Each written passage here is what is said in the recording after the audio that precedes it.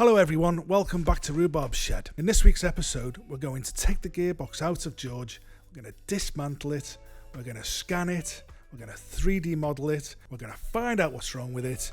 Oh dear, that looks horrible.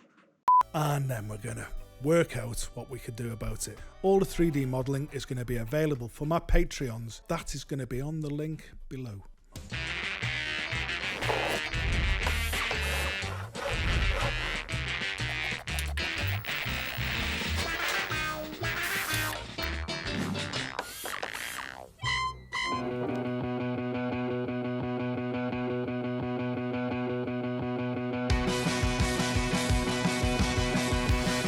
Hello, welcome back to Roobarb Shed. Today we're going to be scanning this well-worn BSA gearbox so I can put it into SolidWorks and start documenting the 3D aspect of this project. We've got ourselves a shining 3D Einstar scanner. I've been practicing with it a little bit. Who knows how it's going to work on this setup. So let's just give it a go, shall we? I'll turn it round, keep it on this lug for now. I should be able to get more of this detail. Blimey, it found that really quick. How on earth? That is a beautiful thing. The effort that's gone into designing and making those castings. Astonishing. Absolutely astonishing. Somebody's had to, first of all, design it, draft it, do drawings for a pattern maker. Pattern makers had to go away, consider how much to scale up the drawing by for shrinkage, and then produce wooden patterns. Then somebody's got to come along and set it up for machining. Absolutely fantastic. I think it's time to turn the gearbox over. Okay, let's just save that.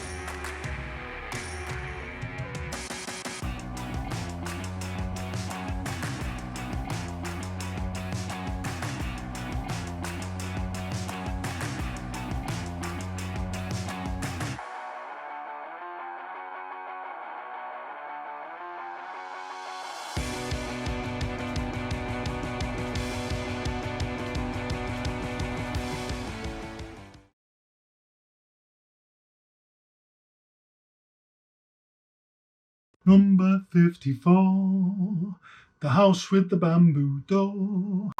It's quite a laborious task because you have to keep tracking features so it adds the surfaces that it's measuring onto the ones it's already taken, and so it keeps verifying where it's at with the shapes and features it's already taken in. We'll be able to get that modelled, and all the components that have come off the bike, we'll get them scanned and modelled, and then we'll scan the bike, stick it all back together in reality and virtually, and as each particular part comes off the bike for restoration, we'll model it, scan it, and then model it. We'll have a really honest representation of the bike in 3D, and we can start designing replica parts then.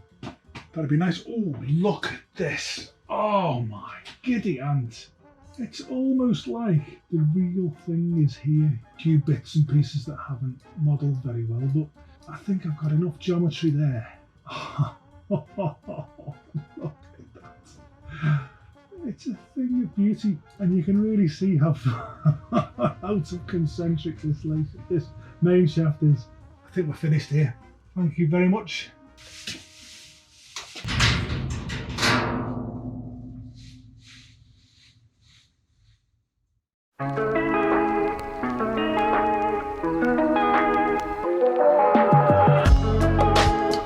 Good morning.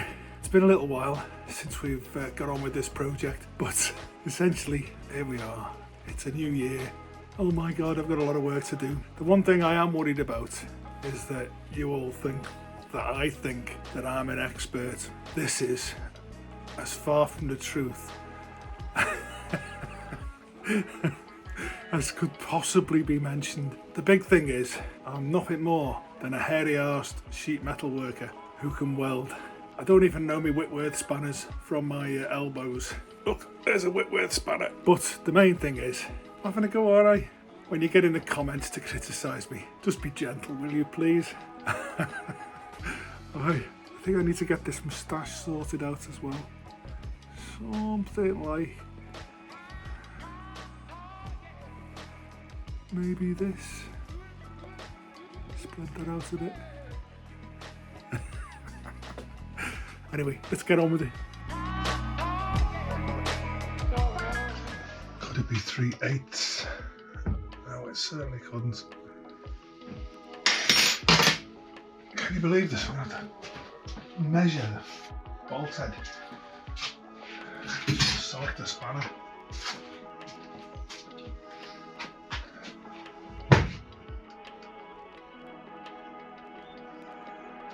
Holy moly, it's 10mm.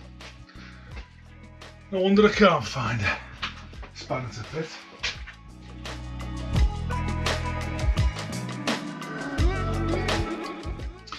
Oh,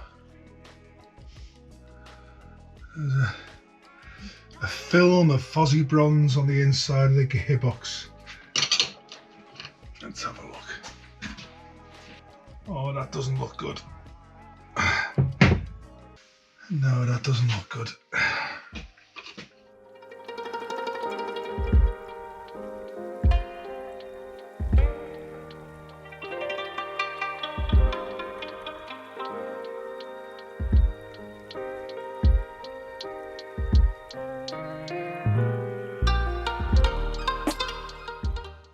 I wonder whether I should have left some of these bolts in just to keep the inner case on while I get the outer case off. We'll soon see, won't we?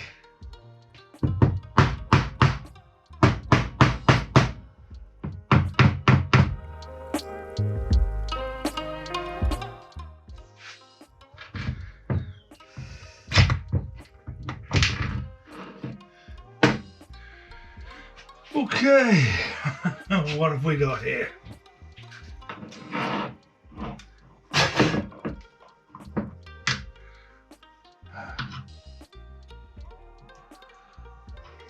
So the kickstop return rubber is absolutely shot. It doesn't look like there's a great deal of wear in there. I did see that that was worn before.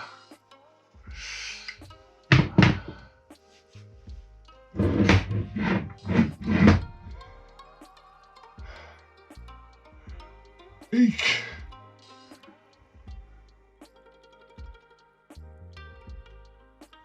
Well,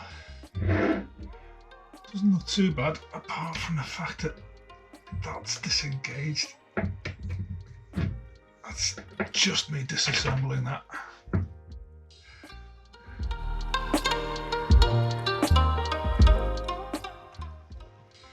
wonder if that whole assembly will come off with the cover. Looks like it could do, unless that shaft goes all the way through. Let's get this one done first.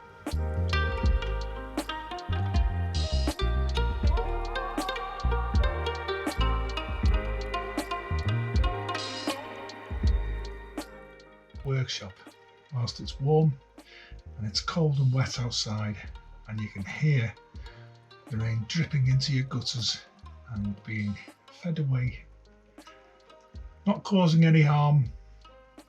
It's great. Comfy workshop, can't beat it. Good old rhubarb shed.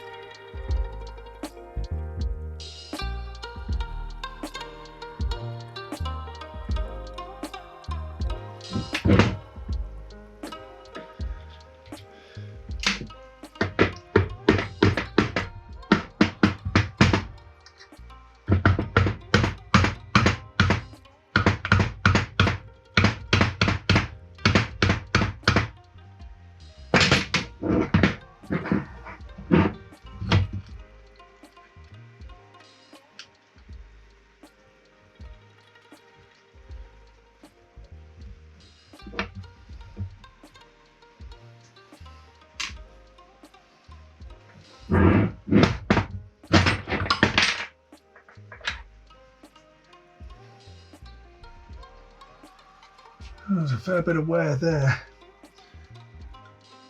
This little thrust washer looks like it's been taking a hit. Hoo-wee!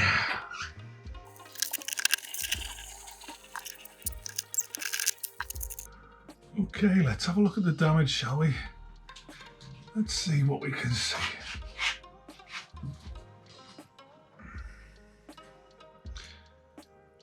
So, there's a liberal coating of fuzzy bronze all over the assembly. This looks overheated. That's what's left of the final drive bush. Let's see if we can get to focus on that. Oh dear, that looks horrible. Yeah, so this gearbox is in a bit of a mess. We'll have to inspect every part and see if we can get some replacements. Dragonfly Motorcycles have very kindly produced this, which I've pinned up on the wall. And it details every single part in the 3 gearboxes. Let's see how we get on. But that's what I'm working from mainly. A little picture there, and especially the top part. Okay, let's get on with it.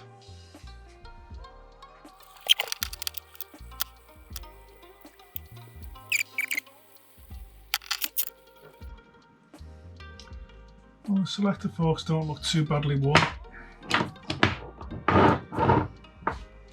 Let's have a look at the main shaft. Shocking.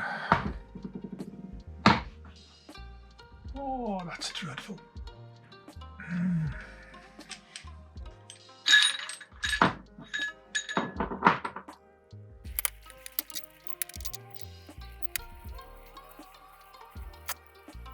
Well, thankfully, it doesn't look like this shaft is too worn. It looks like it's been hot. Looks like this is the offending item, folks. This bushing side here, oh my word, that's worn. Okay, well, Dragonfly said they had this part in stock. It's completely worn through. There's absolutely nothing left of it. I'd even argue that some of these dogs are a little bit rounded off. Not entirely sure what shape they're supposed to be.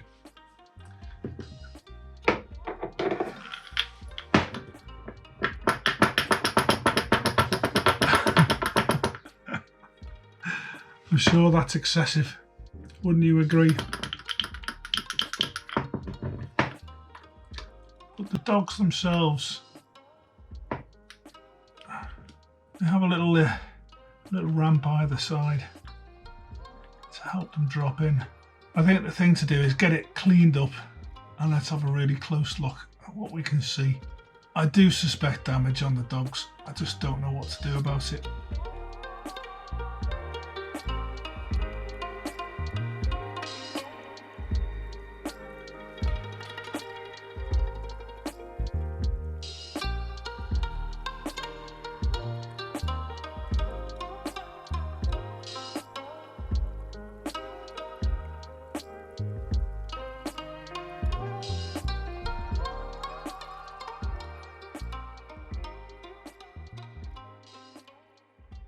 Okay, so behind me is the flotsam and jetsam of my gearbox. It doesn't look too bad. I think I can replace the final drive bushings, give it a good clean, have a look at all the tab washers and the likes. New gaskets. I'm going to put it back into service like this. Got a plan to get another gearbox. Spend my time in the background doing a really nice one. This will get me back on the road, I'm sure. I should actually explain that I'm going to introduce a chart recorder, and the 3 temperatures I'm going to be taking are George as a project, Jeff as a project, and me as a project, and the temperature is just going to represent how I feel about them. Keep a little spreadsheet, and the idea is to get all 3 projects into the 90 to 95 degree band, which says we're going to be successful. I'll probably have a pressure trace as well, which will monitor what all 3 projects together are doing to my mental health. Essentially, the chart recorder will just be from the start, middle of 2023, and it'll run through, and occasionally I'll show it to you, and it'll just be a nice way of showing exactly where we're up to with everything. And we can recognise if one of the projects has fallen behind. We need to give it a bit of effort. Don't want to overheat any of them, don't get me wrong. So that's what we're going to do. We're going to call that the end of part 1 of episode 4, because I've just received a package from Dragonfly Motorcycles containing all the bits I need to rebuild this gearbox. So we're going to get into that next time. Thanks ever so much for watching. I'll see you then.